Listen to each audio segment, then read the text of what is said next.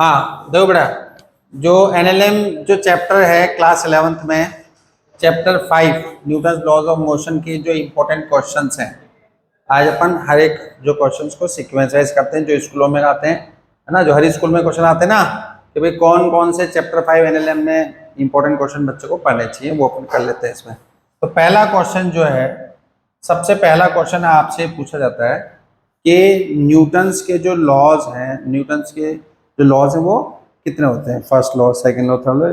First law सबको बचपन से आता है, लॉ ऑफ इनर्शिया।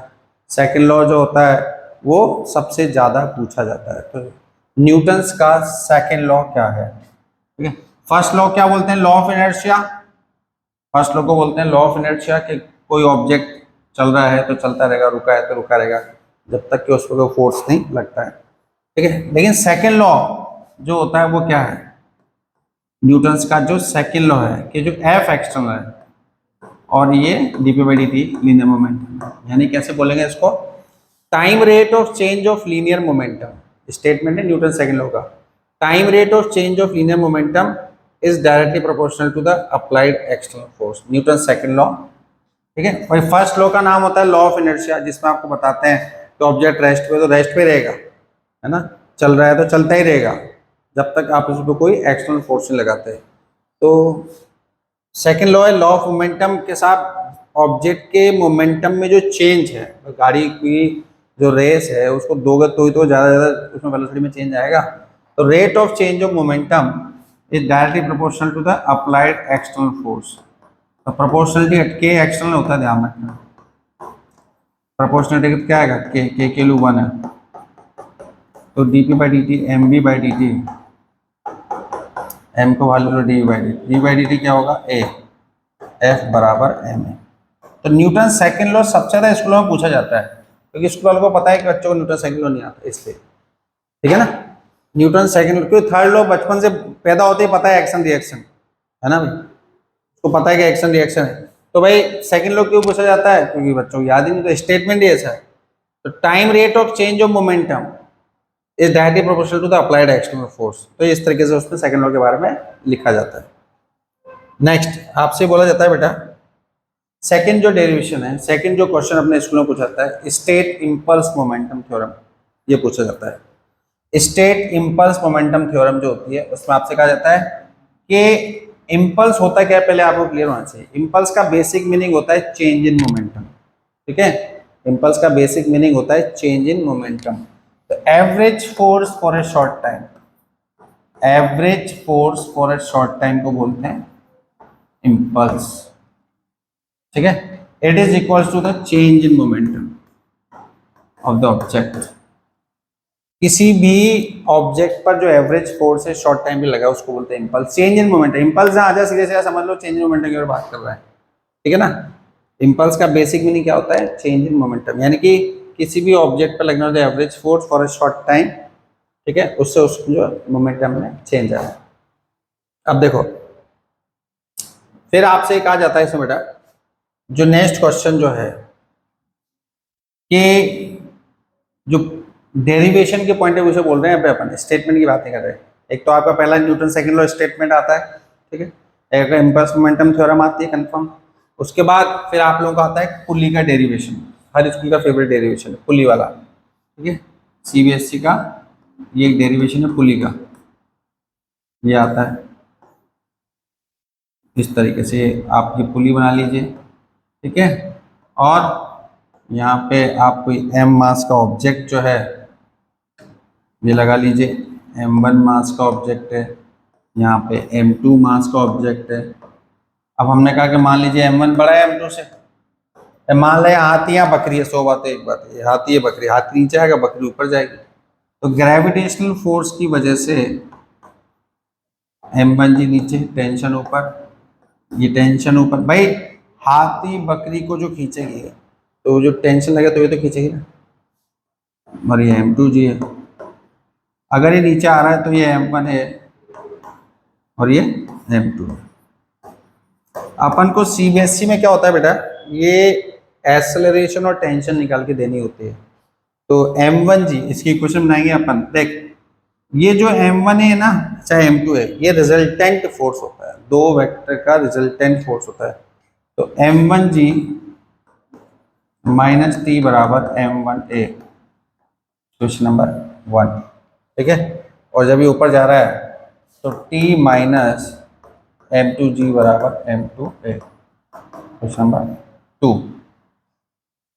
1 और 2 को ऐड करेंगे अपन, 1 प्लस 2, तो क्या मिलेगा, टी से टी कट जाएगा, m1g माइनस m2g ए m1 प्लस m2। 1 और 2 को सिंपली ऐड करना है, इनको ऐड करोगे ना तो plus plus T minus T cut जाएगा, तो एक्सेलरेशन जो तुम्हारे पास निकले क्या आएगा, m1 minus m2 upon m1 plus m2 into g. अब क्या होगा कि जब अपन इस टी की वैल्यू को, जब आप इस टी की वैल्यू को निकालना है तो इस एक्सेलरेशन को आप 1 और 2 में से किस में डाल दीजिए। तो देखो m1g माइनस टी m1a, ए क्या है, m1 minus m2 upon m1 plus m2 into जी।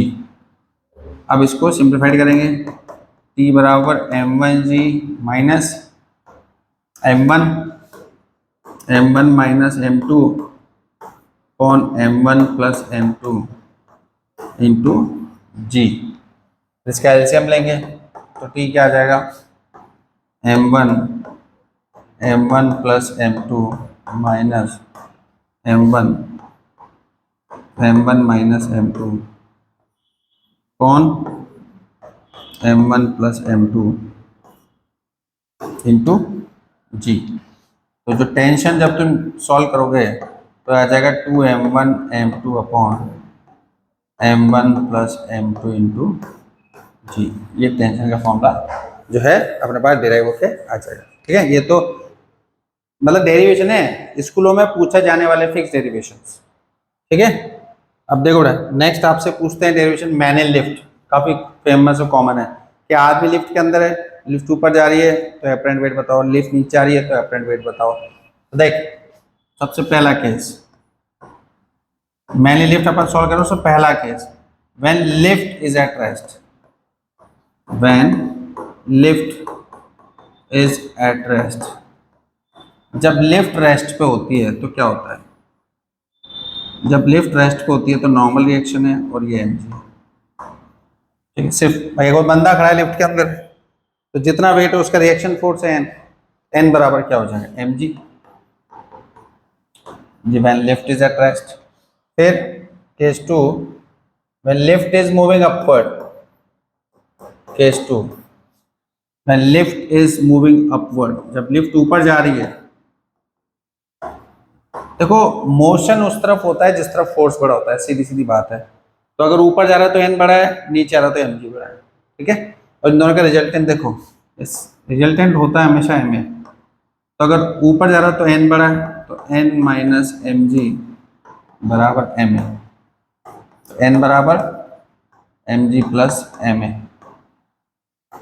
तो एन हो जाएगा m a plus g. N को बोलते हैं एपरेंट वेट। ठीक है, एन को बोलते हैं एपरेंट वेट, के ऊपर जाते वाली लिफ्ट में जो वेट है वो बंदे का ज्यादा है। ठीक है, केस 3, केस 3 के ये जो है आपके नीचे की तरफ आ रही है लिफ्ट। अब देखो एन और एम जी को देखो, आप ये देखो लिफ्ट अगर ऊपर जा रही है तो एन बड़ा होगा, नीचे आ रही है तो एम जी बड़ा होगा। तो अगर एम जी बड़ा है तो एम जी माइनस एन बराबर एम ए, तो एन क्या हो जाएगा एम जी माइनस एम, ऐसे। यानी कि नीचे आती हुई लिफ्ट में जो एपरेंट वेट है वो कम हो जाएगा। ठीक है, अगर कोई अपन नीचे लिफ्ट आ रही है तो जी माइनस ए हो जाएगा। अब जैसे मान लीजिए फ्री फॉल का केस है, फ्री फॉल में क्या होता है कि ए बराबर जी हो जाता है। केस जो है 4 कि अगर फ्री फॉल का केस है तो ए बराबर जी होता है, जी के लिए डाल देंगे तो एपरेंट वेट क्या आ जाएगा 0, ऐसे। अगर ए के लिए जी डाल देंगे तो एपरेंट वेट क्या आ जाएगा 0 आ जाएगा। ठीक है, नेक्स्ट जो डेरिवेशन आप लोगों के पूछा जाता है इसमें कि मैंने लिफ्ट हो गया। अब उसके बाद बेटा फिर आता है आपके पास फ्रिक्शन के बारे में पूछा जाता है बहुत ज़्यादा कि फ्रिक्शन के टाइप क्या है। ठीक है, फ्रिक्शन वो है जो कोई भी सरफेस किसी ऑब्जेक्ट में मोशन में अपोजिशन शो करती है। भाई क्या है, कोई भी सरफेस स्मूथ नहीं होती है। ठीक है, वो इस तरीके से ब्लॉक्स होते हैं उस सरफेस में जो इस तरीके से बॉन्डिंग होती है। बॉन्डिंग जो होती है, इस बॉन्डिंग की वजह से ऑब्जेक्ट के चलने में अपोजिशन होता है, उसको बोलते हैं फ्रिक्शन। तो फ्रिक्शन के टाइप क्या है? टाइप्स ऑफ फ्रिक्शन, पहला है स्टैटिक, जब ऑब्जेक्ट रुका हुआ है। फिर है लिमिटिंग और फिर है काइनेटिक। ठीक है, तो ये तीन तरह के फ्रिक्शन है, स्टैटिक, लिमिटिंग और काइनेटिक। स्टैटिक मतलब जब ऑब्जेक्ट रुका हुआ है तो उस समय लगने वाला फ्रिक्शन, सबसे ज़्यादा फ्रिक्शन उसमें स्टैटिक में होता है। लिमिटिंग जब अबाउट टू मूव होता है, और काइनेटिक जब चल रहा होता है, चलने वाला फ्रिक्शन। ठीक है, काइनेटिक कम होता है, स्टैटिक सबसे ज़्यादा होता है। राइट, अब आपको इसमें बताया जाता है बेटा, एक बात ये बताई जाती है कि जो फ्रिक्शन है उसके जो लॉज हैं वो कौन कौन से हैं। लॉज ऑफ फ्रिक्शन आप एनालिसिस कर सकते हो। सबसे इंपॉर्टेंट है कि frictional force is directly proportional to the normal reaction force. मतलब कि ये आपके पास एक ग्रेविटेशनल फोर्स है और ये एक नॉर्मल रिएक्शन फोर्स है, ऐसे। ठीक है, तो इसमें जितना भी जैसे अप्लाइड है तो फ्रिक्शन का लगा पीछे, तो frictional force is directly proportional to the normal reaction force. Because ये F बराबर क्या है, म्यू एन। ये less than equal to mu n भी है, ध्यान रखना। Mu is the coefficient of friction. Second, independent of area of contact. कौन? Frictional force independent of area of contact. तीसरा कि देखो क्या होता है कि हमेशा अपोजिशन मिलेगा आपको। जो फ्रिक्शन फोर्स है वो मोशन के अपोजिशन में रहता है। It act in opposition, opposite direction. It act in opposite direction. ठीक है, तो ठीक है, सबसे इंपॉर्टेंट, सबसे ज्यादा काम में आने वाला friction directly proportional to the normal reaction. अब देखो नेक्स्ट आपसे पूछा जाता है इसमें कि एक वर्ड है angle of friction. Angle of friction, भाई जैसे कोई ऑब्जेक्ट है रेस्ट पे, तो इसमें ग्रेविटेशनल फोर्स है mg, नॉर्मल रिएक्शन ऊपर, और अप्लाइड फोर्स है इधर, फ्रिक्शन फोर्स इधर। तो फ्रिक्शन फोर्स और नॉर्मल रिएक्शन दोनों को इनिशियल हैं, इनके हेड पर परपेंडिकुलर डालेंगे ऐसे। तो जो रिजल्टेंट है ये एंगल बनेगा थीटा। तो टेन थीटा जो होता है वो होता है एफ बाय एन। एफ है mu n, laws of friction क्या होता है बराबर म्यू एन, तो टेन थीटा क्या आ जाएगा, म्यू। अब क्या इसकी डेफिनेशन कैसे लिखोगे, देख, angle subtend by the resultant of frictional force and normal reaction force. देखो फ्रिक्शनल फोर्स और नॉर्मल रिएक्शन का जो रिजल्टेंट है, दोनों को इनिशियल है ना, फ्रिक्शन और नॉर्मल को इनिशियल है। को इनिशियल मतलब जिनके एक ही पॉइंट से स्टार्ट हो रहे हैं। फ्रिक्शन और नॉर्मल का जो रिजल्टेंट है वो रिजल्टेंट नॉर्मल रिएक्शन से जो एंगल बनाता है। फ्रिक्शन और नॉर्मल रिएक्शन का जो रिजल्टेंट है आर, वो आर जो नॉर्मल रिएक्शन से एंगल बनाता है उसको बोलते हैं एंगल ऑफ फ्रिक्शन। ठीक है, एक आता है आपके पास angle of sliding. Angle of sliding,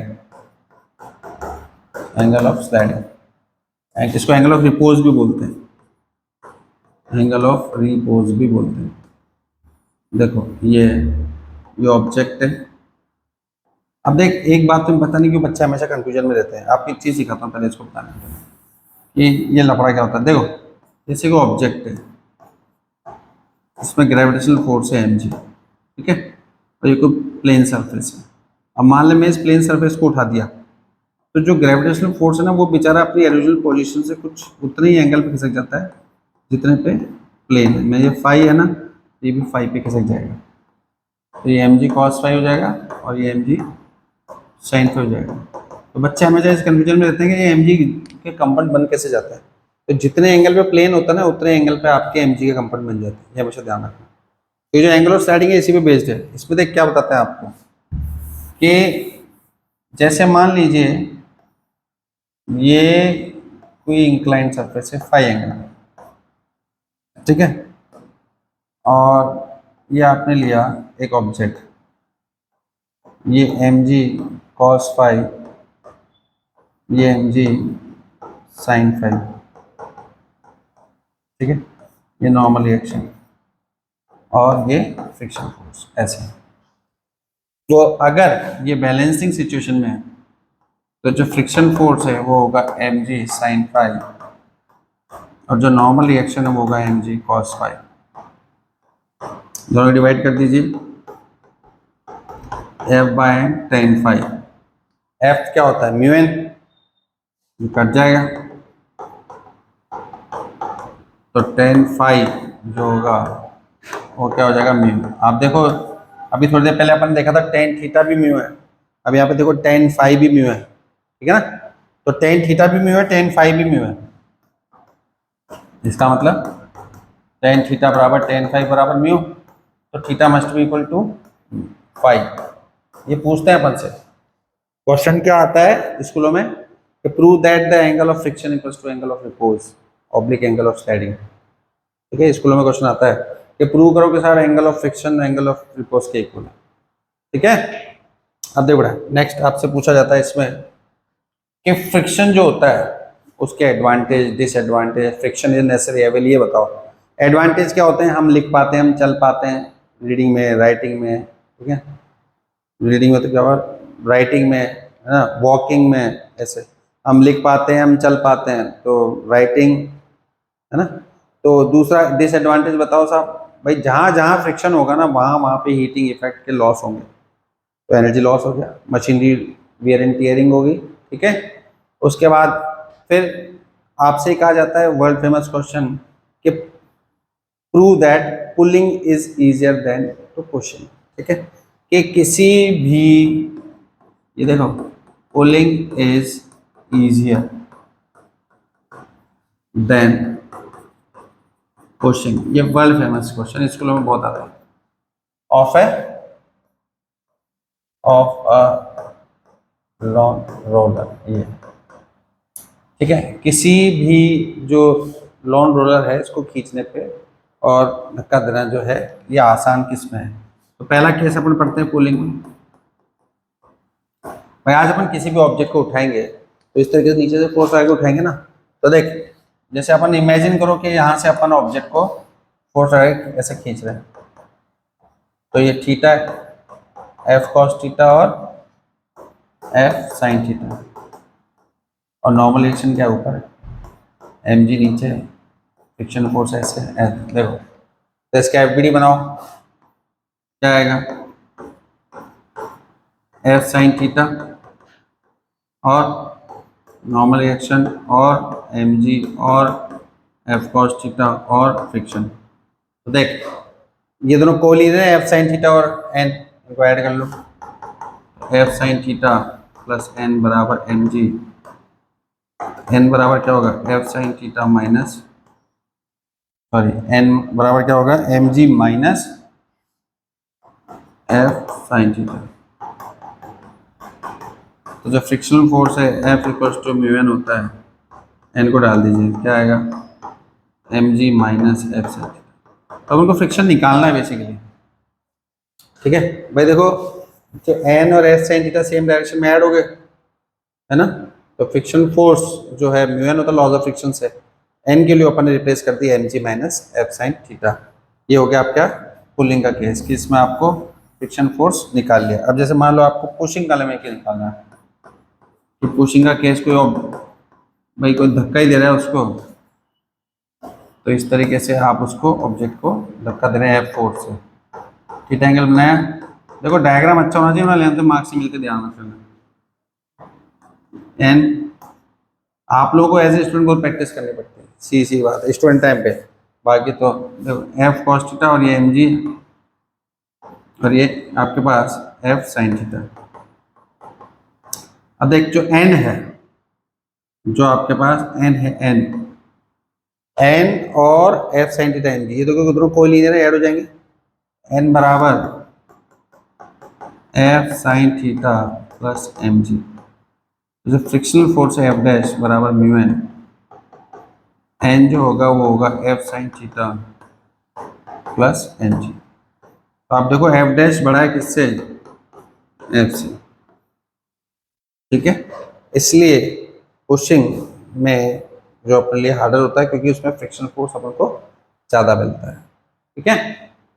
अब देख बेटा, नेक्स्ट आपसे क्वेश्चन पूछा है बैंकिंग और रोड। ये तो 5 नंबर का क्वेश्चन है भाई, कंफर्म हर स्कूल में आता है। बैंकिंग और रोड वर्ल्ड फेमस भाई। इसमें क्या होता है, सड़क को है ना थोड़ा आउटर रेस से हल्का सा उठाते हैं। जैसे ओलंपिक रेस में हम देखा वो ट्रैक हल्का सा उठा हुआ रहता है, ठीक है। आप साथ फैमिली के साथ जा रहे हो कार में, है ना, तो जो कार जो टर्न होती है चौराहे पे या किसी कर्व पे, तो वो हल्का सा आउटर रेस जो है उठा हुआ रहता है, उसको बोलते हैं बैंकिंग और रोड। तो इसमें क्या होता है कि देखो एक डायग्राम है, आपको बता दूं, मतलब आप एनसीईआरटी का बनाओ तो बेस्ट है। एनसीईआरटी का अगर आप डायग्राम बनाओ ना बैंक रोड का, तो बेस्ट हो। बैंक रोड कंफर्म क्वेश्चन होता है हर स्कूल में, एक बात ध्यान रखिएगा। आपको वो आइडिया देता हूँ मैं, कुछ पटांग कुछ मत करना, ठीक है। तो देख बैंक रोड जो है, एक बार अपन इसकी इमेजेस देख लेते हैं एनसीईआरटी की, कि आपका जो है डायग्राम कुछ इस तरीके से देखना चाहिए।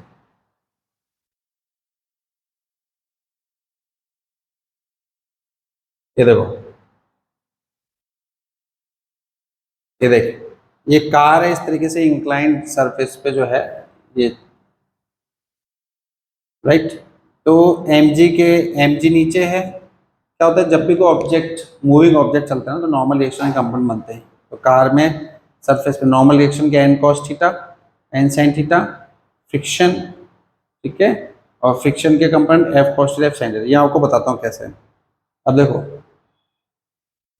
कैसे, देखो सुनना ध्यान से। जैसे सपोज करो ये एक इंक्लाइंड सरफेस है, सुनना आराम से, और एक कार चल रही है, उसको अपन ऑब्जेक्ट की तरह बना लेते हैं। तो चलते हुए में ऑब्जेक्ट में क्या है कि जो नॉर्मल रिएक्शन है उससे कंपाउंड बनते हैं। जितने एंगल से प्लेन है बेचारा उतने एंगल से normally compound, N cos theta, और जो फ्रिक्शन फोर्स है वो नीचे की तरफ लगेगा, एफ कॉस थीटा और एफ साइन थीटा, इस तरीके से। अब इसका अपन एफ बी डी बनाते हैं। देखो ध्यान रखना, क्या होता है कि सर्कुलर मोशन में ना सेंट्रीपिटल फोर्स का बहुत बड़ा रोल होता है। और सेंट्रीपिटल फोर्स जो है वो पैदा होता है किसी की वजह से, जैसे फ्रिक्शनल फोर्स की वजह से, जैसे इलेक्ट्रोस्टैटिक फोर्स की वजह से, ग्रेविटेशनल फोर्स की वजह से। इलेक्ट्रॉन घूम रहा है साहब ऑर्बिट में, वहाँ भी सेंट्रीपिटल है। प्लैनेट घूम रहे हैं सर्कुलर पाथ में, तो वहाँ भी साहब सेंट्रीपिटल फोर्स तो एसेंशियल है। सर जहाँ सर्कुलर पाथ है वहाँ सेंट्रीपिटल फोर्स है। तो जो फ्रिक्शनल फोर्स है ना, ये कर्व पाथ पे देखो, तो ये फ्रिक्शन फोर्स जो है ये उस व्हीकल को चलाने में हेल्प करता है सर्कुलर पाथ पे। कैसे करता है देखो, अपन आगे करते हैं, इसको एफबीडी बनाते हैं। ऊपर की तरफ देखो, ऊपर की तरफ कौन कौन से फोर्स है देखिए, एन कॉस थीटा है, ठीक है, और नीचे एम जी भी आएगा। तो अपन इसको, ये आपके पास एन कॉस थीटा है, एम जी है, ठीक है, और इधर आपके पास यहाँ पे एफ साइन थीटा है फ्रिक्शन का, यहाँ पे एफ कॉस थीटा है, यहाँ पे एन साइन थीटा है, और ये बैलेंस किससे होगा, एम स्क्वायर आर से। ये एफ बी डी अगर आपको नहीं आता ना, मतलब ये इस डायग्राम से बनेगा, ध्यान रखना। ये भाई एफ कॉस इधर है, ये F cos theta, N sine theta इधर है, एन साइन थीटा, इन दोनों को बैलेंस करेगा सेंट्रीपिटल। ऊपर एन कॉस थीटा है, नीचे एफ साइन थीटा है। तो अपन के लिए इक्वेशन बनानी पड़ेगी अपन को इसकी, ठीक है। अगर एफ बी डी आएगी तो ही आप जो है बना पाएंगे इसमें। अब देखो, देखो एन कॉस थीटा बराबर F sine theta plus M G. तो n cos theta minus F sine theta M g, question number 1। फिर f cos theta plus n sine theta equals to m we square by r. Question number 2, दोनों का divide कर दो 2/1। जब 2/1 करेंगे तो देखो इन दोनों को डिवाइड करो, V square by R G, और यहाँ पे एफ कॉस थीटा, भाई V square by R G देख एम से एम कट जाएगा ना 2/1 में, तो एन साइन थीटा और N cos theta minus M sine theta. आराम से देखो इसको, 2/1 करोगे तो M we square by M G, M से एम कट जाएगा तो V square by R G इधर राइट साइड में, और इधर देखो 2/1 F cos theta N sine theta N cos theta और एफ साइन थीटा। अब एफ बराबर म्यू एन होता है, तो mu N cos theta plus n sine theta और N cos theta minus mu n sine. फिर अब देख एन कॉस थीटा कॉमन ले ऊपर नीचे से, तो mu N cos theta common लोगे तो क्या बन जाएगा 10। कई लोगों को कॉमन लेने नहीं आता है, आधे दुख की बात तो ये अंधे हो तो एन कॉस थीटा कॉमन लोगे ना यहाँ से, तो इस तरीके से साइन के नीचे आ जाएगा ये कॉस, ऐसे यहाँ से कॉस कॉमन लोगे